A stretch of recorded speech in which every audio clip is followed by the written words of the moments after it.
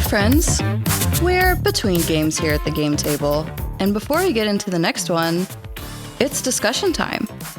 This is Table Topics, where we read stories from Reddit having to do with situations in the tabletop world. We will react, discuss, and give our opinions on the chosen topics for you to enjoy and possibly take back to your gaming table. I'm your host, Kalee, and my guest today is Cortlyn. Hey guys, thanks for having me. Today's topic is invitations. So let's get into it.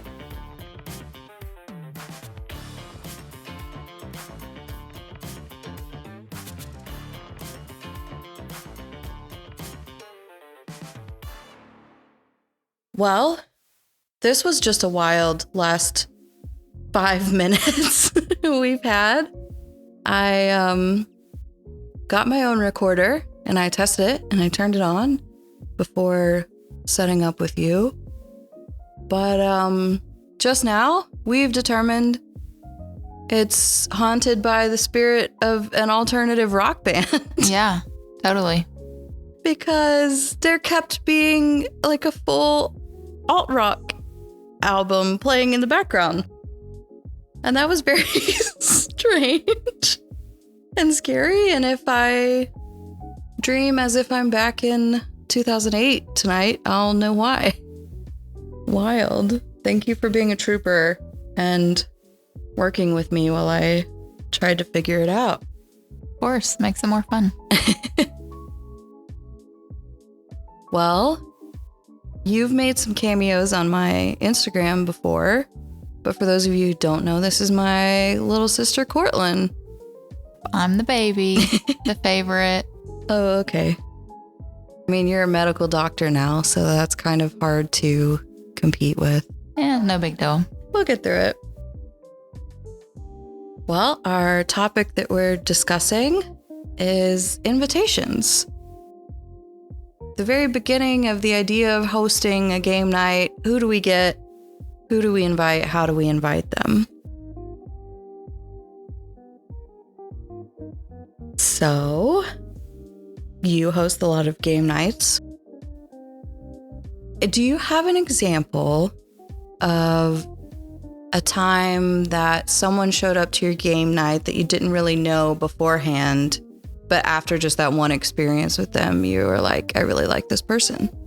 Yeah, actually, so when I host, people always know they can bring anybody they want and it's fine. And so one of my friends ended up bringing one of her friends, and this person really was more of a serious gamer like I am. I have a lot of friends who like to get off topic and be chatty and whatever. And so this person actually brought a little bit of more seriousness to the games, as well as I had a new game that I really wanted to play. And I personally don't love reading the rules and learning a new game, but he did enjoy that and he totally took charge and we were able to play this new game and I didn't have to read the rules. It was great.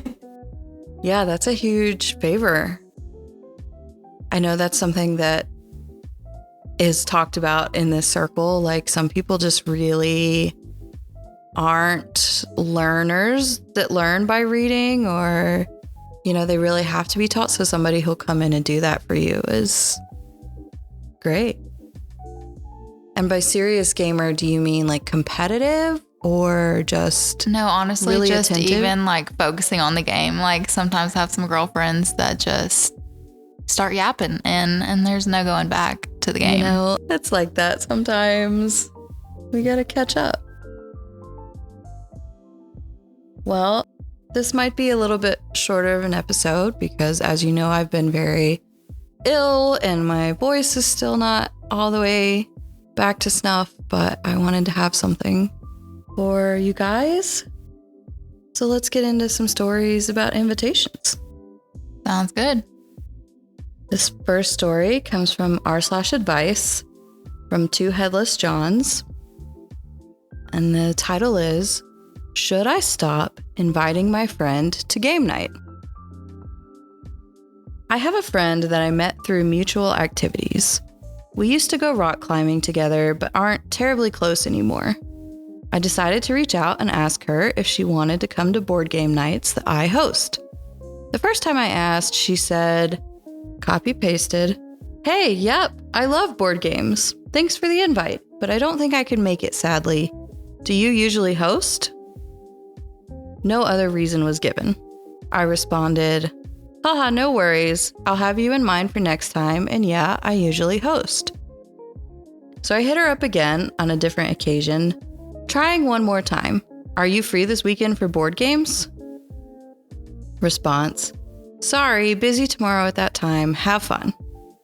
Should I just stop inviting her? Problem is, we could always use more people for this particular game. Reddit has taught me that reaching out to old friends is always invaluable. But in this case, it's probably okay to just stop trying, right? So really, there was just 2 attempts here. That's what I'm hearing. I'm realizing there was just 2 attempts. Yeah, so, I mean, I feel like 2 attempts is not really a lot. Yeah, it's a little bit of an early call. It seems like this poster is maybe concerned that no reason has been given, so I think they maybe feel brushed off a little more. Yeah, especially with the second one, there was no, like, I would love to, like, please invite me next time, hate that I can't make it, kind of thing that I would always say if I couldn't make something that I really wanted to go to. Yeah. I think the friend is being a little non-committal, but the inviter might be giving up a little early. Is that the conclusion that we're... Yeah, I think so too. So I just finished medical school and I'm getting ready to go into residency, in which I'll be working 80 hours a week. That's all that's allowed. Goodness. By the books. Could be more than that, not by the books. And so I've already warned my friends, hey, I'm going to be really busy, but I just need you to keep inviting me. Even if I've turned you down 5 times, please keep inviting me because I need that. And I want to be invited. I want to know and come if I can. And so, but anytime I do, even in medical school, when I did have to turn something down, I would always say, I really hate that I can't make it. I've got this test tomorrow or whatever. Please invite me next time. So I'm not really getting that same vibe from this girl, but I would just kind of need to know what her life was like, or their relationship, their friendship was like. Yeah, I think this is a really interesting examination of a communication problem, because I think you and I were raised that more explanation is better to some extent. And we also have this a little bit of Southern hospitality, comforting language. We're never gonna just say, no, can't make it, and leave it at that. But then there are so many people, because sometimes I'll be reading my husband's text while he's driving or something and responding to some of his male friends, and the conversation is just not there. It's just oh yeah, no, sorry, bud, and end. Yeah. Yeah. And so there are people that maybe it doesn't occur to them that they should be answering this a little differently, or, I don't know. Yeah. But I also feel like it's not going to hurt to continue to invite this friend and try again. It takes all of 5 seconds to type out a text and just try again. So I would say probably don't give up this early, especially if you need more people at your game nights. Just keep trying. And try more than this person too. Yeah. If you need more people. Definitely. Expand it. It does say, we aren't terribly close. So, there could be something going on here that this person doesn't actually want to reconnect with you. But yeah, I don't think you should give up. Text, or, if you really want to reconnect, you can offer something other than a board game night, because maybe that's a little intimidating because there's a lot of people, or... Yeah, I agree. Well, we'll look at some comments. Top comments from Deleted, but it says, I'd say after 2 declined offers, you should probably leave it at that. I'm sure if she wants to join, she could always reach out to you knowing there is an open invitation for her. Yeah, I would challenge that a little bit. Yeah, I mean, I don't know. She's never been to a game night before, so how is she supposed to expect that it's an open invitation? It takes a courageous, extroverted personality to be like, oh, hey, are you still doing that thing that you invited me to a month ago? So someone responds to that and they says, yeah, I agree with this. I'd go with a no problem. We host these game nights regularly, so just let me know if you're ever interested, which would solve a little bit of what we just talked about. Yeah. They continue, she might be blowing you off because she's just not interested in attending, but she also might truly be interested in those first 2 attempts, but unfortunately conflicted with things she already had planned. Or maybe she just didn't feel like going that time, but might be interested in the future. Leaving it open-ended leaves the opportunity open, but relieves you from that crappy feeling of inviting someone who always declines. I like this comment too. From maybe Alex, maybe Molly. I think it's maybe worth it to just ask what days she is available. And if that doesn't work out, then leave it be. It sounds kind of like she isn't interested and is just trying to be nice, to be honest. OP responds, yeah, thanks. That's what I was thinking too. I'll just leave the invite open. Yeah, because she did initially express interest in game nights with her first response. So, maybe she is just not available. Yeah. And that's something, like you gave a great example of your upcoming residency, but even in med school, your availability was terrible. Yeah. It was terrible. A challenge, and I just had a friend that went through something really hard in life and they were basically not available for 2.5 months or so. Like they just, buckled down into some commitment. And I think there's a way to understand that. There's a way to navigate that. I mean, people are always going to be getting married, getting pregnant, having family medical issues. Like you don't really know what's always on the horizon or could be on the horizon for you. So some understanding. But then also if you're on the other side of this, if you're like the person that he's texting and you're not interested, be clear about that. Yeah. You don't have to kind of lead people on in that way. I was just telling you tonight, like my girlfriend group, we have a reading day. Yeah. Where we get together and just read with each other. And sometimes we gab about what we're reading, and sometimes we just sit quietly and meet each other's cats.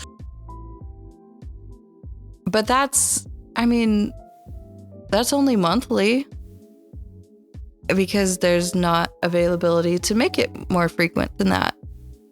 Just for 4 busy 30-something women, like that's just kind of the reality sometimes. So you can't give up too fast. You can't let yourself be offended, which is kind of what it sounds like here, too quickly. Well, now we're going to look at a similar situation, but from the other side. This comes from r/unpopular opinion. Not going to read their name. Oh, okay. This should be interesting. They're apparently a top 1% poster in unpopular opinions. Okay. So okay, I'm ready for this. Take that as you will. Yeah. Title: The I still want to be invited even if I can't go. People are the worst. This whole I just want to feel included mindset is exhausting. Like, sorry, I didn't invite you to an event I knew you couldn't or wouldn't come to. We both know you're not showing up. What's the point of a fake invite? It's not about being thoughtful anymore. It's guilt trippy and emotional labor. Now I'm expected to run down a mental checklist of everyone who might feel bad they weren't getting invited, regardless of whether they actually want to go or not. That's wild. I get that people have FOMO, but if your self-worth hinges on getting invited to things you don't even plan on attending, that's not my problem. If I only have room for 5 people and you always say no, guess what? You're not on the list this time. That's just math. Let's normalize not inviting people who consistently don't show up, and let's stop pretending that getting an invite is some sacred form of validation. Grow up.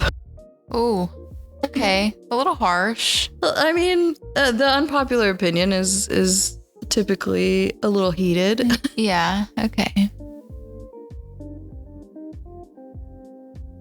So I would say I've definitely been that person that's like, I do have other commitments this day, but I still it's just that anxiety or the insecurity of feeling left out, even though, you're not available. But hey, I want to know that you still think about me and like me as a friend and want me to come, but also understand if they're saying no so many times and you're looking for a specific number of people, I can see why you would not want to invite someone like that. Yeah. I mean, you just gave a really fantastic example of you knew your schedule was going to be trying. So you warned your friends, but you said, please keep inviting me. And that, that comes from a place of trying to be included, but it also probably, you tell me if I'm wrong, comes from a place of worry that if they stop inviting you, they might stop thinking about you. And then when you're available again, you don't even have the opportunity to join them in anything. Yeah, I would agree with that. But also it's kind of like, because I can tend to isolate, especially when I'm in a busy life circumstance and things like that. But I know that, and I'm also introverted, so I know that I need to get out of the house because I actually really enjoy it and it helps me and I have a good time. Part of that too is also looking for accountability on my part and saying, hey, don't forget me, but also, force me to get out of the house sometimes. Like if you recognize I'm saying no, but actually I'm not on call this weekend, both of those things. Yeah, that's a really good example. And, that thought process it's so real, because so many people now have things that they're really struggling with and they will internalize it regardless of personality type or whatever. So many of us would want to be at home under a blanket with a book, or, with playing video games or playing board games, whatever kind of calms you down. But sometimes you do need to force yourself to get outside, get moving, something different like that, or you'll just get stuck in a cycle.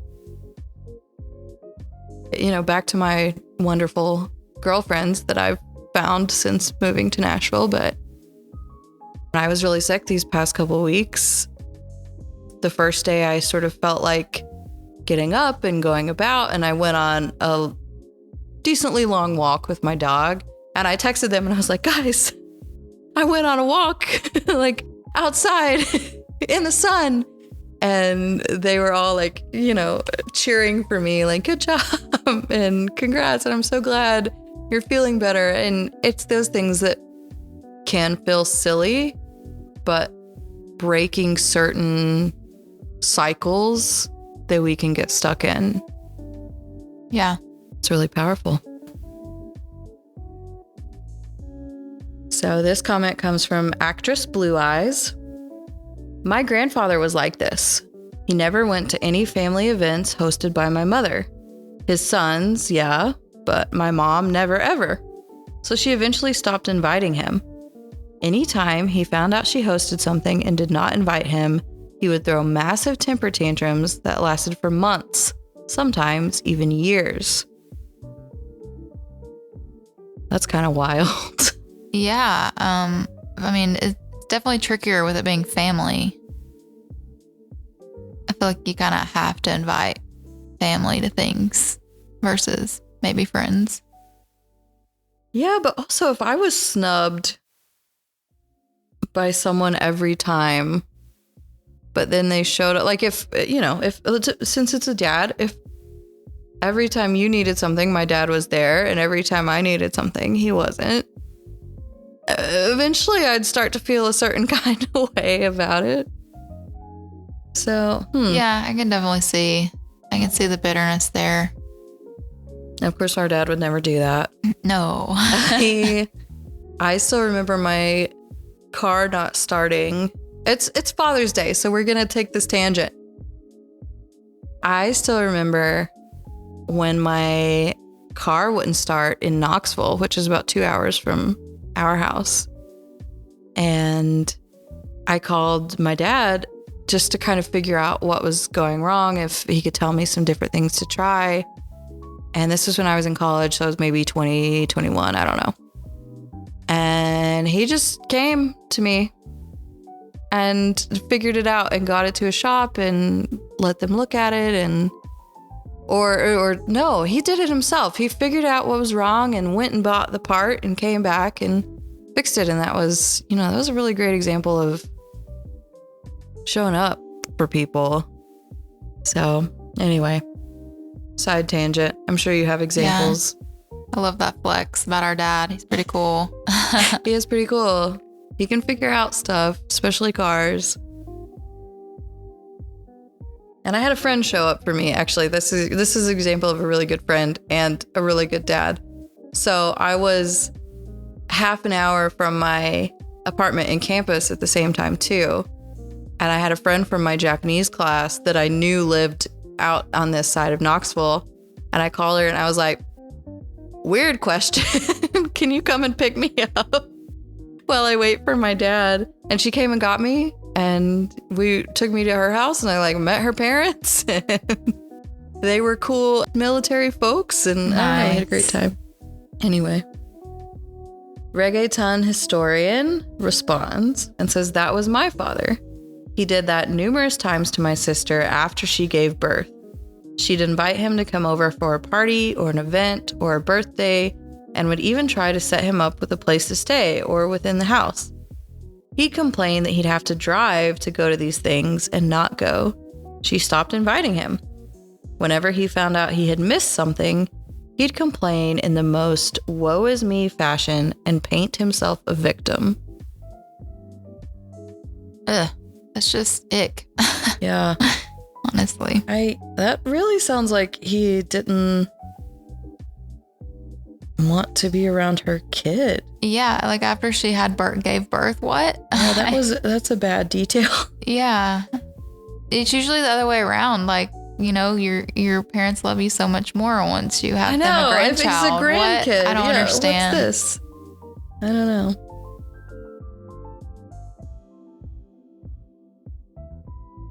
Here's one from PJ Original.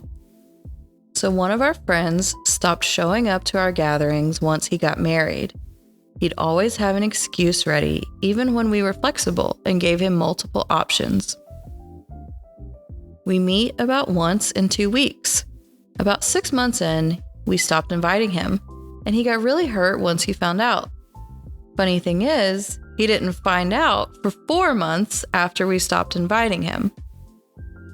But once he did, he kept complaining that we don't meet while simultaneously explaining why he couldn't make it on the day we were all meeting. I think that's really hard.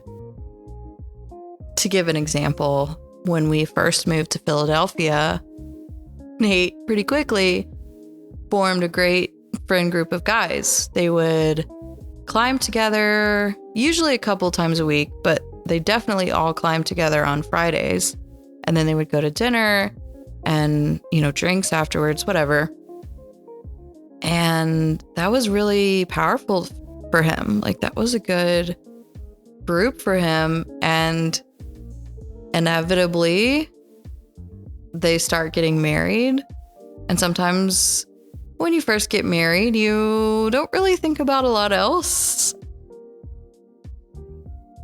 It's hard. It's, especially if you haven't lived with the person beforehand, you have to learn so much about their lives that you didn't know before you started sharing everything in your daily life with them. Yeah. And you get absorbed in that. And sometimes it's really hurtful for those people.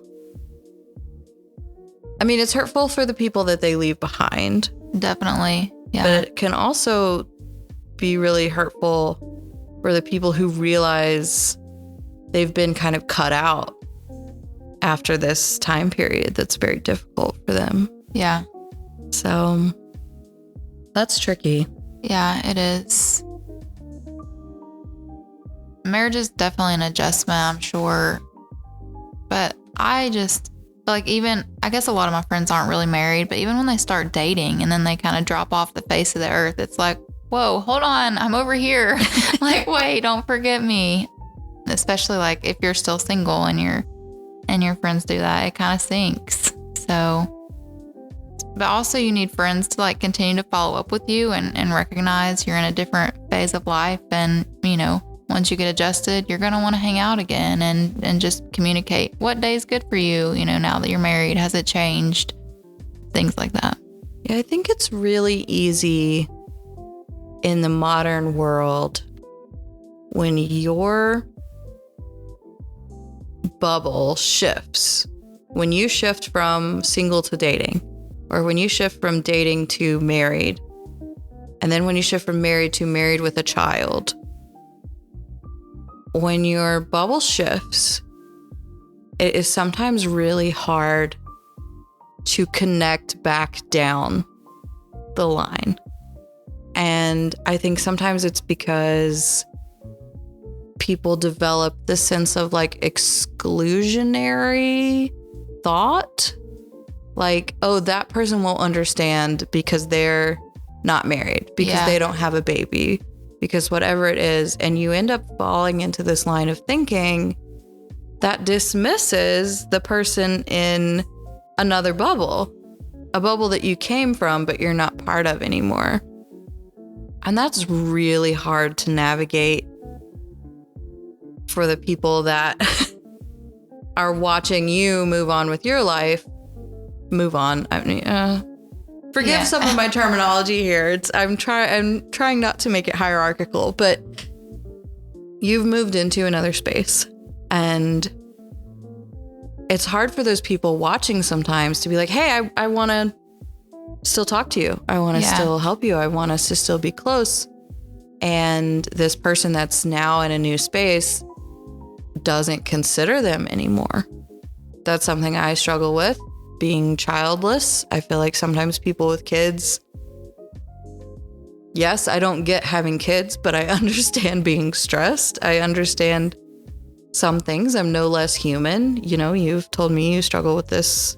Oh, yeah. Being not in a relationship. Yeah. So actually, I have a story to share about this, and I'll try not to get on my singleness soapbox for too long. But I go to a church where everybody's married and they have children, and I'm kind of just like that single girl that doesn't really belong anywhere. I don't know. And so there's this group of people that have been having these couples that have been having all these game nights, and I kind of got word of it, and I'd been reading a book that was just talking about how singles just kind of need to advocate for ourselves and just speak up and say, hey, like I don't care if I'm the eighth wheel or I don't even know, that's not right. Third wheel, fifth wheel, ninth seventh wheel, we whatever. don't know. Yeah, an odd number. You know number. what I mean?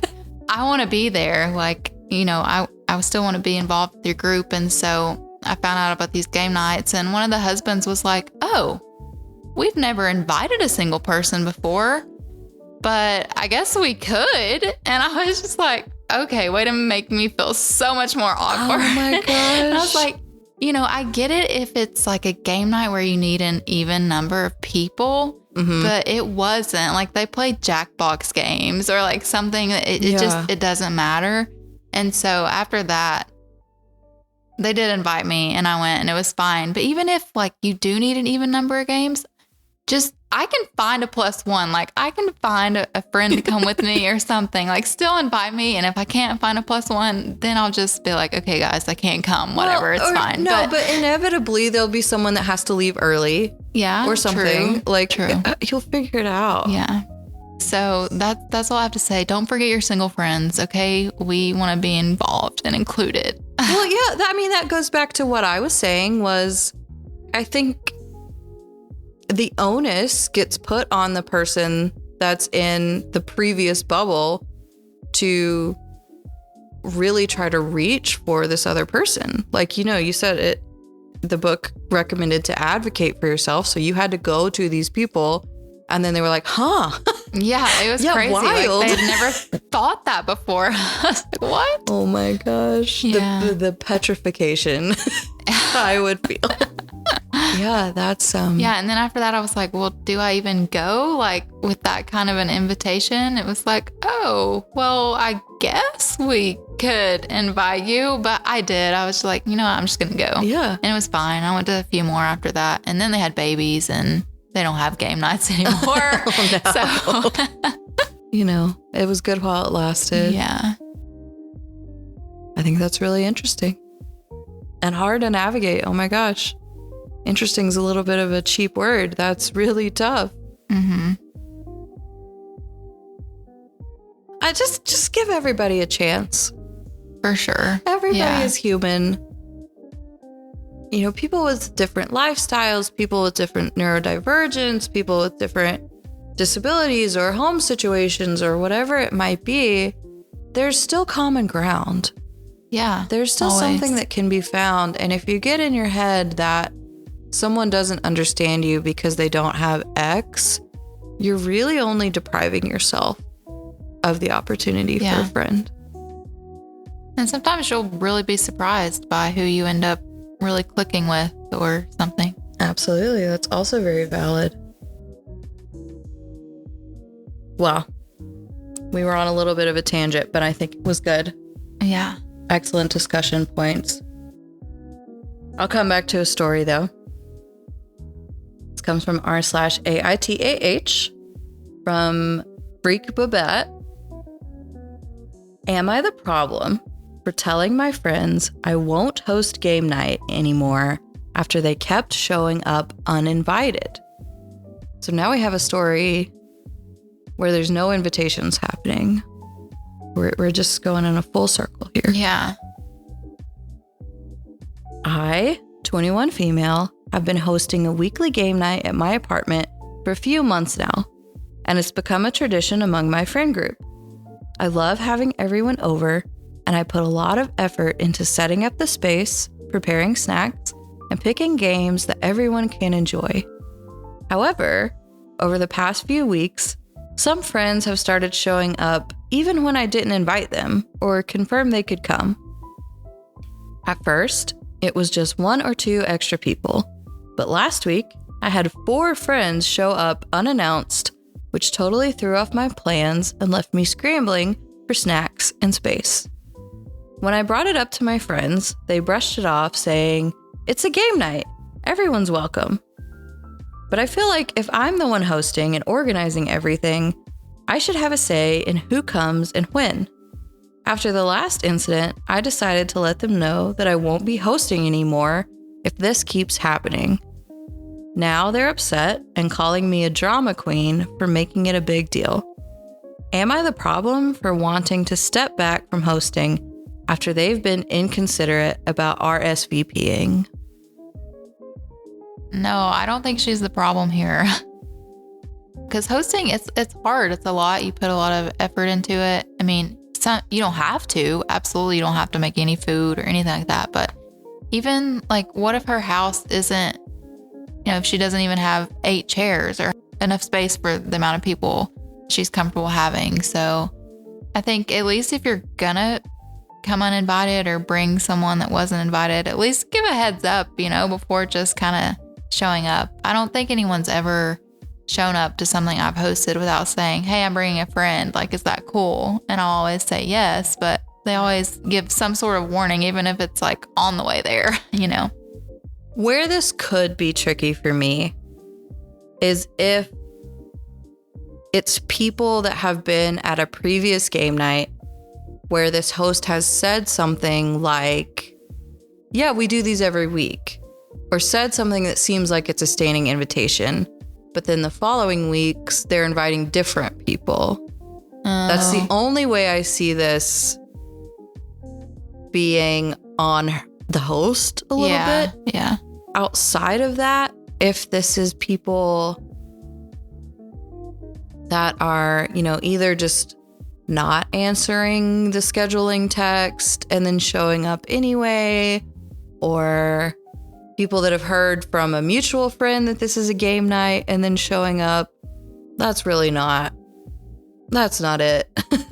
Yeah. That's not how you should behave, especially if someone is putting money into it as well to feed you, to whatever, something that requires a known number. Yeah. And then, like you said, like, space is an issue.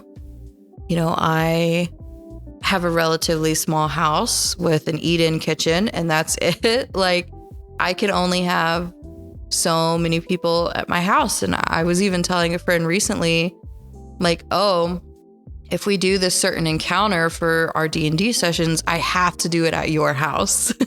Yeah. Because I genuinely am going to need like an 8-foot table to pull this off. And so if that's your concern, your friends have got to respect it. And when you bring it up, they can't just be like, oh, the idea of game nights is that it's open. No, that's not.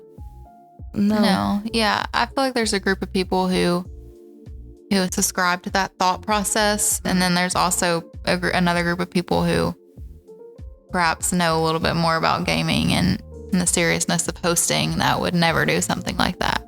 That's very true. I mean, there are people who have kind of open door policies in their daily life, like not even just on game nights, but that could absolutely love and thrive under that energy of managing the chaos. And maybe they are leaning towards something like Jackbox games, like you mentioned, or party games, or things that can be up to like a huge number of people. But if it's a serious game night, I remember covering a story for hosting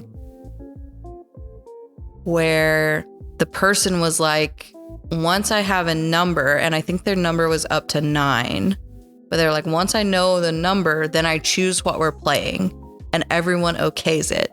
So say you're playing something very complicated, like Dune Imperium, Apiary, even something as hard as Twilight Imperium, and then 3 people show up uninvited.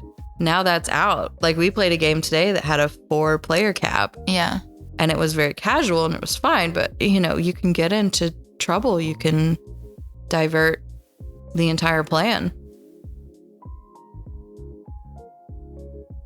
Yeah, the comments are fairly harsh. Oh, okay. They definitely tell this person they're not the problem, but they're harsh towards the friends. Like, this one says, your first mistake is thinking any of these people are your friends. Oh no. So no, let's not go for that. Not the problem. Tell them they can host an everyone's welcome game night at their place. See how that goes over. Yeah, seriously. There's some people that just never host and they don't actually understand what it's like to clean up after 12 people when they leave your house. Oh my gosh. Or even like if people just like track, I don't know, grass and mud in or something. It's just, there's more to it than just. Or if you're expecting a certain number of people and therefore you've prepared something a little fancier, like for my D&D session last week, the hosts prepared, it was actually my girlfriend's husband, but he prepared like pans of lasagna and garlic bread and really good stuff. But if you exceed the number of people by a certain amount, they wouldn't be eating. Yeah. It's not the same as a bowl of chips and a bowl of popcorn and whatever. Like, and it depends on the personality of the host too, I would say. Like, if you have a host that's a super planner like me, I'm going to be freaked out if all these people come to my house. But if it's someone who's just kind of chill, go with the flow, if we run out of food, it's fine. They're going to be okay. But there's definitely different types of people. And I think you could even have someone who in the moment handles it very go with the flow, handles it very like, okay, well, we'll just order pizza or something and like figures it out. But that does not mean that they did not have a breakdown as soon as everyone left. That's so true. That's so valid. Yeah. I think I would handle it well and then have my that would be me. You just describe me. So I think I would be very much like that too. Like I'd be like, okay, we're going to solve this in the moment. And then no one can come to my house for 4 days. Yeah. Like, you would have to balance that. No, I think game nights, depending on what kind you grew up with, the popularity of board games right now and complicated board games and intense board games is still fairly new. So a lot of people didn't grow up in that. They didn't grow up with Pandemic and Catan and some of these that kind of bridged the gap for a lot of modern board gamers. And so maybe if you haven't done that, your frame of reference is much more casual, much more loud, much more party game oriented. And so you can get this ideology, you can get this idea that, oh, game nights are always a free for all, which is just not the case. Yeah.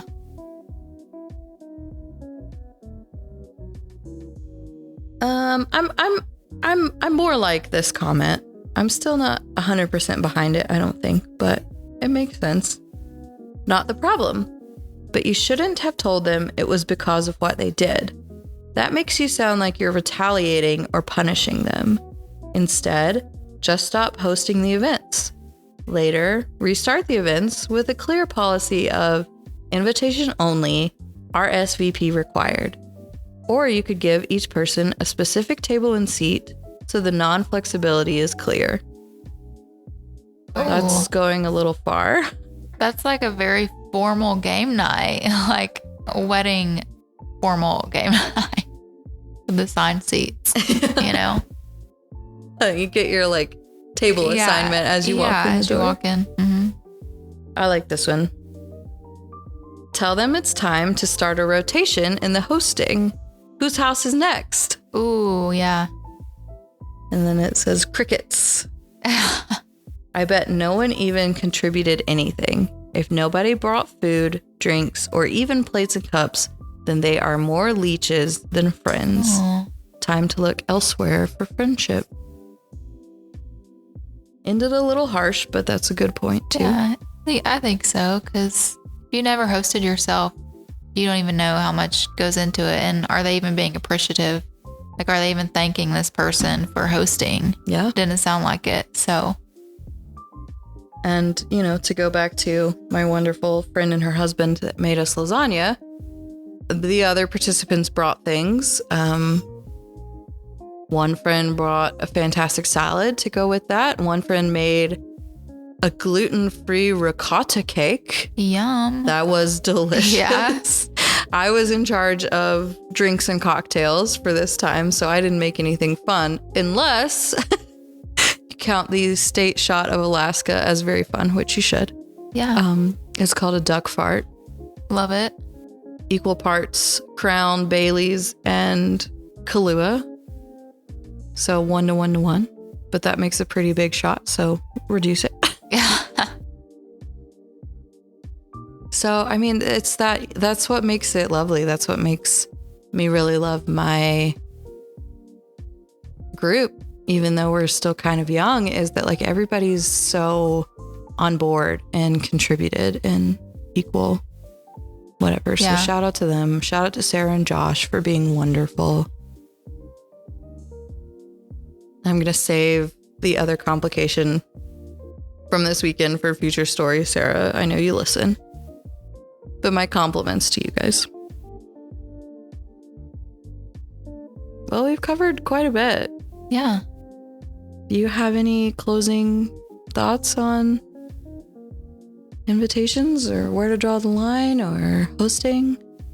I think a lot of it that we've talked about today kind of involves communication. Like, I think there were a lot of communication issues here, lack of communication or just unclear, expectations. I think in any friend group, you've got to work on that. Even communication styles, you might just need to recognize that you have a friend that communicates differently than you. And then if they communicate in a way that's kind of insufficient, let them know. Have a grown-up conversation and say, hey, I really need you to RSVP if you're going to show up. Or whatever it is. Yeah. And other takeaways, invite your single friends. Just had to throw that in one more time. And thank your hosts and be good to them. Oh, thank your host. Invite the singles. Even though it sounds like a wild idea. Crazy. That no one would think of. Wow, unheard of. Oh, man.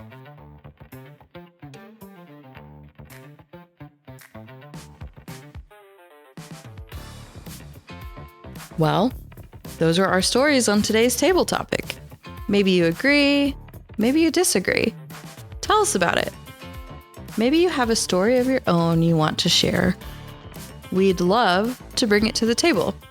Check out our links in the show notes. Good luck to you in your next game, and we'll catch you again here on Table Topics.